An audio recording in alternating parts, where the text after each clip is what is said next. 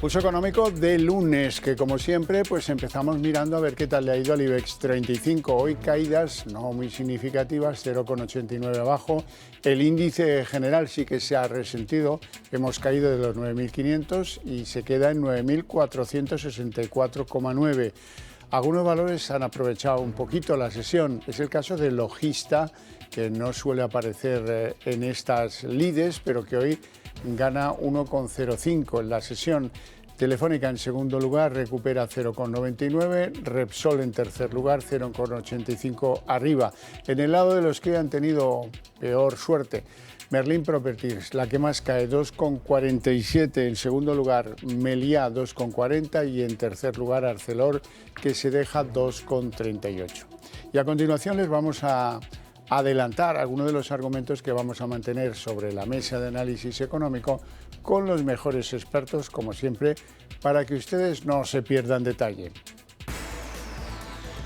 Bueno, y en esta mesa de análisis económico hoy tenemos que hablar, como no, de las correcciones, las revisiones que ha hecho el Instituto Nacional de Estadística sobre el crecimiento del Producto Interior Bruto del año 2021 y del año 2022. Han corregido bastante el del 21, del 5,5 que habían calculado antes al 6,4 y 3 décimas por encima el del 2022. Bueno, se queda en 5,8. Esto supone en la práctica que adelantamos al año 22 la recuperación de los niveles pre-COVID, cosa que, en fin, ya casi nos da igual a todos. Y en segundo lugar hablaremos de las previsiones que mantiene el Banco de España, serán las mismas, en eso coincide con las principales entidades privadas y unos datos pues son interesantes porque solo el sector turístico se salva de la caída de ventas este verano. Las empresas en general, las que no son turísticas, facturan menos. Bueno, y les presento ya a nuestros invitados esta tarde. Don Antonio Banda, CEO de Fil Capital. Muy buenas tardes. Hola, buenas tardes. ¿Todo bien? Sí, todo en marcha ya. Ya parece que normalizado. Don Miguel Ángel Cicuéndez, muy buenas tardes. Buenas tardes. Vicepresidente de ASEACI y consejero de Eurohispano Opciones y CAP. ¿Todo bien? Todo perfectamente. Me alegra. Vamos a empezar echándole un vistazo al IBEX hoy. Bueno, tuvimos una mañana en la que parecía que había una tensa tregua, la expectativa de que anuncia la FED. Por cierto, que la FED, muchos creen que va a desafiar a los inversores con otra subida de tipos, a pesar de que el mercado no cuenta con ella. Cicuéndez, ¿cómo lo ve usted? Pues bueno, si quiere recapitulamos, tuvimos vencimiento de opciones y futuros el viernes, tuvimos una vuelta en el mercado con el vencimiento en Europa, tanto en el DAX como en el Eurostock. Luego el IBEX 35, que empezó subiendo mucho, pues se volvió al punto de origen y hoy hemos corregido. Esto es una señal técnica bastante mala, ¿no? Porque, oye, digamos que distribuyen en la parte de arriba, luego llegamos a la zona donde estábamos y terminamos el lunes cayendo, con lo cual yo sigo con la misma perspectiva de que no logramos romper las resistencias relevantes y que creo que de momento hay que estarse tranquilo y esperar y ver, porque posiblemente podamos comprar a precios más baratos. Antonio Banda. Sí, yo creo que el mercado está sin referencias, todos pendientes de lo que decide la FED y el mercado en general, como has dicho tú, y lo que son los analistas, tienen muy claro que van a repetir tipos, ¿no? O sea, que no van a subir en esta. Ya veremos lo que hacen en las dos que le quedan antes de final de año, pero parece ser que quieren tranquilizar un poco la situación y que esta se vea como un análisis de que la economía americana pues parece que está tomando una dirección que no es la de subir tipos, ¿no? Que va a ser entrar en la inflación más controlada, pese a los datos de la semana pasada en Estados Unidos, que parecía que habían repuntado un poco, pero sin embargo el mercado sigue pendiente de esa reunión, con poco volumen en todo caso, bastante aburrido de referencias, y también estamos a 2 semanas de cerrar otro trimestre, que suele ser un trimestre importante, el tercero, para ver qué nos puede pasar en el año 2024, ¿no? Y todos empezar a mirar al 2024 y olvidarnos de este año. Bueno, vamos con el Instituto Nacional de Estadística y las revisiones de nuestro crecimiento, en concreto las del año 21 y las del año 22. En fin, ¿qué quieren que les cuente? Vamos a verlo detenidamente y luego lo comentamos. El Instituto Nacional de Estadística ha revisado al alza el crecimiento de la economía española en 2022, desde el 5,5% al 5,8% por la mayor aportación de la demanda externa, y ha elevado del 5,5 al 6,4 la evolución del Producto Interior Bruto en 2021. Según la política de la Contabilidad Nacional de España, la revisión de las estimaciones anuales que publica Estadística en el mes de septiembre abarca un periodo de 3 años, entre 2020 y 2022 en esta ocasión. En concreto, el PIB registró en 2022 un crecimiento en volumen del 5,8%, lo que supone un incremento de 3 décimas respecto al adelantado en marzo. En cuanto a la composición del crecimiento, se estima ahora una menor aportación de la demanda nacional y la mayor contribución de la demanda externa. Según han destacado desde el Ministerio de Asuntos Económicos, España recuperó el nivel del PIB previo a la pandemia ya en 2022 y han apuntado que este dinamismo se mantiene de forma diferencial durante 2023 y permitirá que España sea el país de las grandes economías de la zona euro que tenga un mayor crecimiento económico. Bueno, yo les confieso que soy una especie de friki de la estadística y me molesta mucho que anden con las revisiones porque al final pues, eso afecta a la credibilidad del sistema estadístico, que es algo lo nunca visto. Pero tampoco los más agoreros han acertado. Pronosticaban unos cambios muy relevantes de estos índices de crecimiento que no lo han sido tanto. Antonio Banda. Bueno, ¿quién manda en el INI? Sí, pues eso. Pues eso. Decían que éramos el que más la recuperación iba a tener más rápida. Los datos no se unían a lo que estaba diciendo el gobierno, ¿no? La realidad era otra y pues poco a poco en la siguiente revisión sí la hay. O sea, lo normal en la revisión de los datos estadísticos de crecimiento es que se hagan 2 revisiones, porque normalmente con el retraso de los datos no sueles tener, cuando haces la primera presentación, no tienes todos y los revisas, pero esa revisión suele ser 3 meses después y poco más. O sea, nunca suele hacerse 2 o 3 años con posterioridad al conocimiento del dato, porque no tiene sentido y le estás quitando veracidad estadística a la información y sobre todo estar metiendo tus datos de país en una comparación que muchas veces te sirve principalmente para que te quiten de los cálculos, no para que saques pecho, porque es un poco absurdo, desde luego. Bueno, inauguró esta moda el Instituto Estadístico Británico y allí hubo unos cambios muy relevantes en cuanto al crecimiento y bueno, algunos países se han apuntado a hacer una segunda revisión, caso de España. Cifuentes. Sí, la verdad también es que en Estados Unidos, ya que está hablando de 2 países, también hay, lo que parece que no con esta diferencia, ya estamos hablando de años. Entonces esto la verdad es que es un acto de fe que lo que hace es que de momento nos quedemos un poco pues, con ciertas sospechas. Sí, bueno, vamos con el Banco de España, entidad que hace pronósticos muy sólidos y que dice que creen que se va a mantener la previsión de crecimiento para este año. Ahora eso sí, han analizado los sectores y han llegado a la conclusión de que solo el sector turístico no pierde paso y que las empresas españolas en su conjunto pues ahora facturan menos. Bueno. Sí, los datos que estábamos viendo del Banco de España lo que indican es que primero hay un gran número de desaparición de compañías que hasta ahora no estaba pasando así, están muchas quebrando y desapareciendo, y luego es verdad que nuestro sector de referencia, que es el turismo, es el único que da crecimiento, porque lo normal hubiese sido que también el sector inmobiliario estuviese dando datos positivos y sin embargo está decreciendo como consecuencia de algunas zonas, ¿no? O sea, lo que es el dato agregado de toda España se coloca en menos crecimiento del esperado y desde luego todos los datos económicos que está presentando el Banco de España están muy lejos de dejarnos tranquilos, ¿no? Yo creo que es necesario hacer un ajuste que nadie está pensando en hacer, ¿no? Porque todo lo que nos está trayendo es mayor gasto, preocupación poco por los ingresos y incremento de impuestos que también nos viene a dar unos resultados netos de una situación bastante complicada para la economía española. Yo creo que los datos, lo que dice el Banco de España, pues un poco sustenta lo que yo estoy diciendo de que hay que ser prudente ahora mismo. Como usted me preguntaba la semana pasada, ¿es momento oportuno de entrar en los mercados? Yo decía, pues yo creo que de momento es que no veo referencias. Bueno, pues con esta referencia es una referencia más para sumar. Bueno, hoy es lunes, los lunes todos los que trabajan lejos de España aprovechan para hacer sus apariciones públicas, para alargar un día más el fin de semana. Uno de los que lo hace mucho es Luis de Guindos.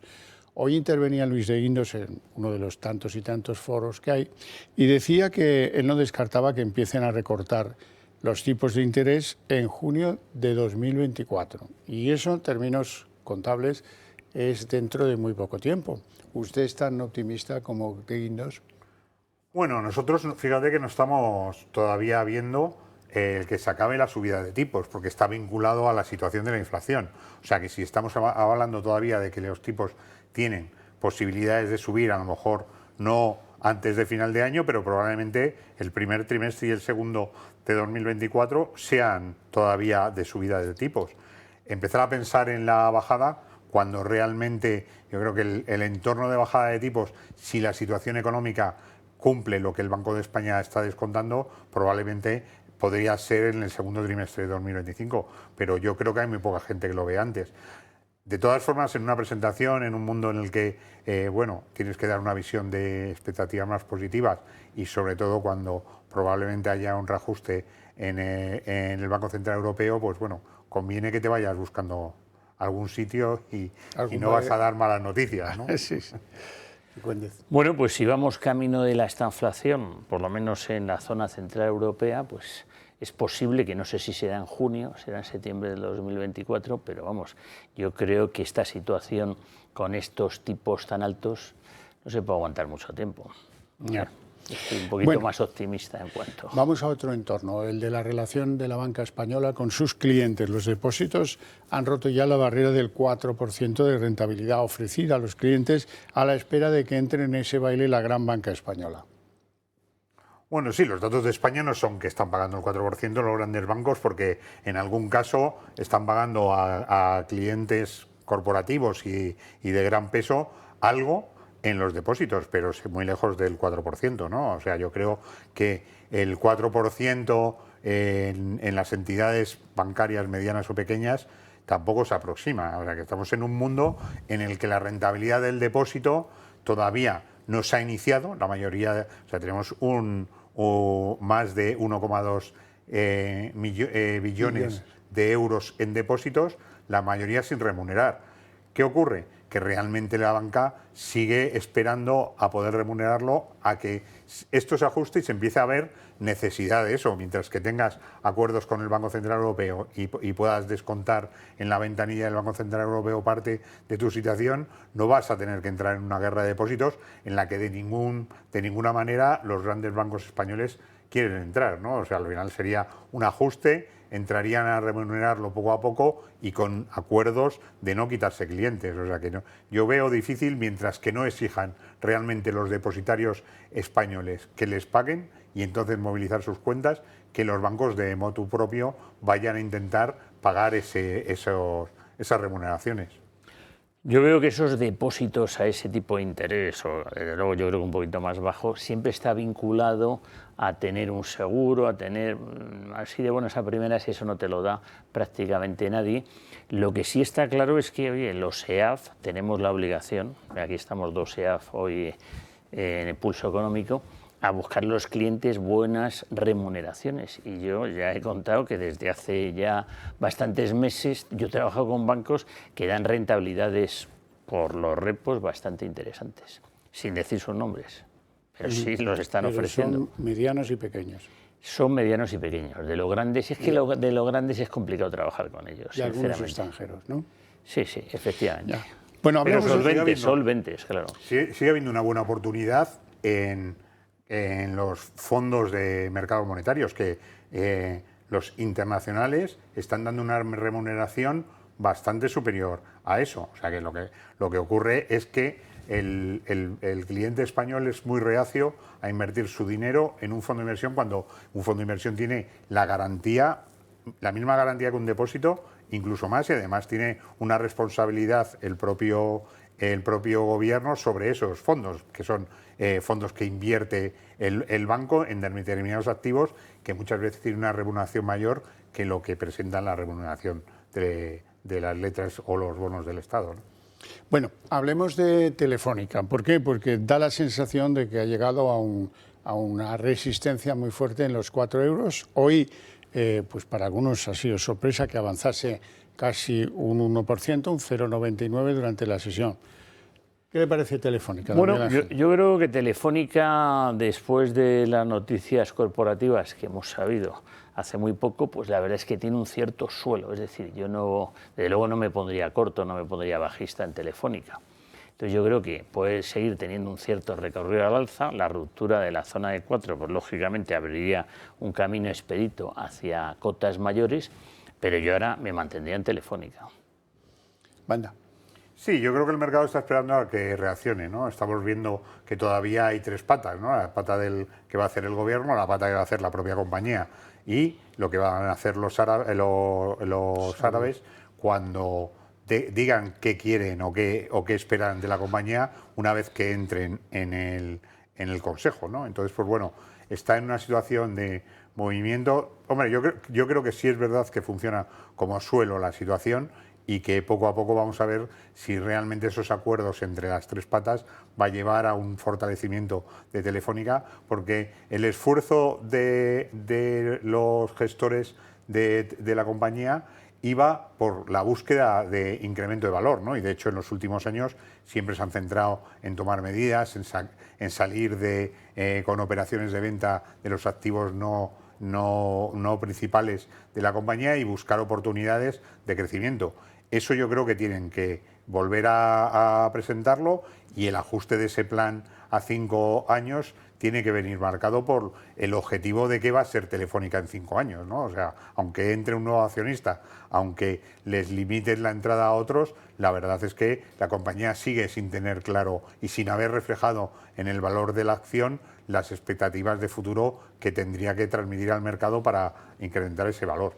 Bueno, hablamos de otro de los grandes del IBEX, CaixaBank. ¿Por qué? Pues porque ha lanzado un programa de recompra de acciones propias por hasta 500 millones de euros. ¿Cómo ven ustedes este valor y esa opción de recomprar acciones propias? Bueno, yo creo que es una estrategia bastante común, ¿no? Y fíjate que hay muchos rumores de que probablemente haya interés por parte de otras entidades, no solo de árabes, sino también de otras áreas, por entrar en el sector financiero español, ¿no? Sobre todo presentando el precio que tiene y la posibilidad de tomar posición en un mercado que va a ir en crecimiento, ¿no? Ante eso, pues lógicamente se están cubriendo, y 500 millones de recompra es una buena oportunidad, sobre todo para tener esas acciones ahí preparadas en tu balance, por si tendrías que hacer esa reducción de capital o entregárselas a alguien que esté interesado y tomar una participación en la compañía, que también es labor de los propios gestores de la compañía, estar negociando con posibles nuevos accionistas, ¿no? Que es su función. ¿Y cuántas? Bueno, yo creo que es un valor que ha tenido una revalorización bastante importante. Ahora mismo no creo que sea el momento para entrar, aunque nosotros mantenemos posiciones con cobertura en el valor. Y bueno, pues esta operación que usted está diciendo, pues me parece positiva para que el valor se aguante. Bueno, hablemos entonces de dividendos. ¿Y por qué? Pues porque la bolsa española está ya a un paso de repartir los mismos dividendos que el total de los que se repartieron en 2022. Las cotizadas, bueno, entregan 22.278 millones hasta agosto, y los pagos previstos demuestran que será la remuneración más alta desde 2019, desde antes de la pandemia. ¿Cómo lo ve? Bueno, las compañías españolas están en una estrategia de incrementar el pago, lo que se llama el payout, que es lo que se paga en dividendos, fundamentalmente porque si has incrementado tu valor, la rentabilidad por dividendo se reduce, ¿no? Porque si sigues pagando lo mismo y incrementa el valor de tu precio, lo que, como está relacionado con lo que corresponde a lo que pagas de dividendo, pues se va a reducir. ¿Qué están decidiendo? Pues incrementar el payout, y con eso mantienes tu nivel de porcentual de pago dividendo, ¿no? Y esto está marcado en las estrategias de las propias compañías, ¿no? Y por eso, al final, el comparativo de cuánto se paga en términos nominales en dividendos de un año para otro, entran otros valores como son el incremento, la inflación y las posibilidades de mayor incremento en tus beneficios, que eso incrementaría la parte que va dedicada a dividendos por ese porcentaje que significa el payout. Cifuentes, ¿cómo lo yo, ves? pues añadiendo a lo que ha dicho mi compañero, con los tipos de interés, con las letras donde las tenemos, pues oye, las compañías tienen que ser un poquito más espléndidas, porque si no lo son, pues oye, directamente es que ahora la mejor oportunidad básicamente es estar en renta fija, desde mi punto de vista. O sea, yo ahora mismo, aun gustándome mucho la renta variable, lo veo mucho más sencillo acertar en renta fija que en renta variable. Dicho esto, oye, pues los dividendos hay que incrementarlos, porque si no, animas a que la gente se vaya, digamos, a otro lado. Aunque luego esto es una trampa, ya sabemos que solo en un mercado alcista es interesante estar invertido en un valor por dividendos, porque al final lo resta del precio. Bueno, hablemos de Nadia Calviño. Ya lo ven que pasó lo de Santiago de Compostela, que no ha habido avances que se conozcan sobre su nominación a la presidencia del Banco Europeo de Inversiones. Ahora, eso sí, se van sabiendo cosas bastante feas de algunas decisiones tomadas por Calviño que afectan a esa entidad pública europea, el Banco Europeo de Desarrollo Regional, donde alguien pues parece que colocó a su hijo. No tengo que decir nada sobre su preparación, no tengo ninguna duda, pero hombre, queda un poco raro que alguien recién licenciado pues entre en un banco justo en el momento en el que se multiplica por 12 el dinero que tiene puesto en ese banco España, y eso lo ha decidido Nadia Calviño. Así es que dice, qué extraño que España tenga pues la mayor inversión en los últimos años por encima de la que tiene en ese banco Alemania, Francia o Italia. ¿Quién manda en el BRD? Ya, ahora sí, está claro. Estamos en lo mismo. Y son las preguntas que respondemos aquí siempre. ¿Quién manda? Pues estamos acostumbrados a que el que mande haga lo que quiera, y desde luego en un entorno europeo donde se hacen estas cosas, claramente van a votar de forma muy difícil su candidatura, ¿no? Claramente, o sea que es muy ya complicado. Veremos Estando esto... alemanes implicados, al final, en cuanto te pillan en una de estas, es muy difícil. Bueno, tenemos que hablar del petróleo, porque está ya en los $95 por barril. Bueno, óigame, y esto pues ya no tiene que ver con el inicio de una guerra en Ucrania, con que no sepamos qué va a pasar en invierno. Esto obedece a una estrategia muy bien organizada por parte de la OPEP más otros, y que esta vez parece que sí les está funcionando. Banda. Bueno, estamos vinculados al petróleo, y sobre todo también estamos vinculando al movimiento inverso de la fortaleza del dólar, ¿no? Y es un movimiento muy claro. En cuanto vemos que se fortalece el dólar, pues de la misma manera, es decir, que el dólar se va por debajo del 1,10, ya está al 1,06, eso conlleva que el dólar se mueva en sentido inverso, el petróleo se mueva en sentido inverso para compensar, que ya al final es un tema de cambio, ¿no? Y desde luego hay pocas posibilidades de que, como consecuencia del crecimiento económico, el petróleo se dispare, pero sí se puede disparar como consecuencia de la fortaleza del propio dólar. Sí. La verdad es que estamos en una zona de posible techo. El rango, desde luego, ha subido en lo que es el petróleo, y yo espero que esto se ralentice. O sea, me cuesta verlo por encima de 100, pero vaya usted a saber. Bueno, se me escapaba un valor. Logista. ¿Qué hace que hoy Logista esté la primera en subida, siendo que es un valor que no está acostumbrado a estas ventajas? Bueno, yo creo que lo de hoy en Logista ha sido fundamentalmente un par de noticias positivas, y es un valor con poco volumen y se ha disparado. O sea que tampoco tenemos ahí ninguna referencia ni ninguna novedad sobre la compañía. Sí, la verdad es que es un valor que en concreto a nosotros nos gusta, y estamos esperando a posicionarnos en él. Ya, pero ¿esta es una subida que para usted tiene trascendencia o no, la de hoy? Pues yo creo que no, simplemente que continúa la tendencia que tiene. Bueno, Pues nada, ya lo ven. Logista hoy la líder en subidas, por delante de Telefónica o de Repsol, que son, pues, por diferentes razones, en este momento son los dos polos de atracción de... Hombre, Repsol la tenemos en zona casi de máximos históricos, restando los dividendos. Sí, hay que restarlos, porque si no, está muy por encima. Se lleva un par de semanas que fuerte, siguiendo la estela del petróleo. Bueno, no tenemos tiempo para más, lo dejamos aquí. Mi agradecimiento a ustedes dos por sus opiniones. Y para ustedes les agradezco su interés por el programa de una manera muy específica. Les invito a ver a continuación la redacción abierta de la tarde con todo lo que nos trae la política.